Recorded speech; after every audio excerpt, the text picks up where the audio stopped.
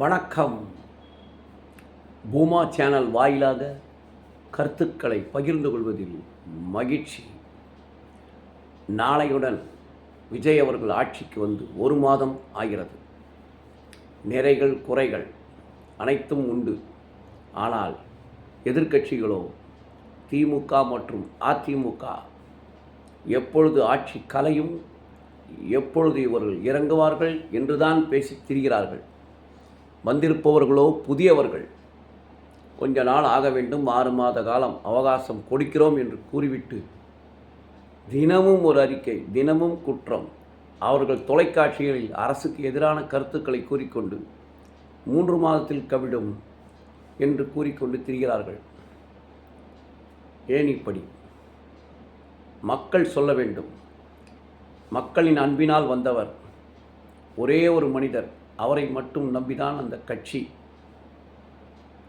நிறை குறை இரண்டும் இருக்கத்தான் செய்யும். ஆனால் கால அவகாசம் 1 மாதம் மட்டும்தானே ஆகிறது.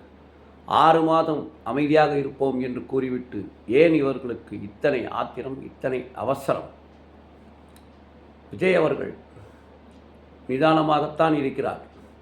பேசுவது மிக மிக மிக குறைவு, செய்வது அதிகமாகத்தான் தெரிகிறது.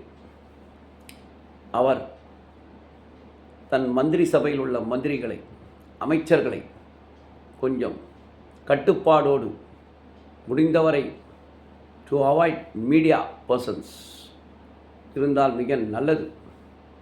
அவர்களுக்கு முதலில் தங்களுக்கு ஒதுக்கப்பட்ட துறைகளை என்ன நடக்கிறது, எப்படி இருக்கிறது உள்ளார்ந்து பார்த்து அந்த துறையின் நன்மை தீமைகளை கிரகித்து கொண்டு கொஞ்ச நாள் அவகாசம் எடுத்துக்கொண்டு நன்றாக பயின்று பிறகு பேசலாம்.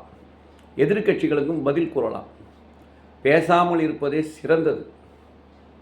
ஆகையால் மக்களுக்கு என்னென்ன திட்டங்கள் செயல்பட முடியும், நல்லது எது நடக்கும், அதை மட்டும் சிந்தித்து செயல்பட்டால் போதும். பேச்சே வேண்டாம். To avoid media person.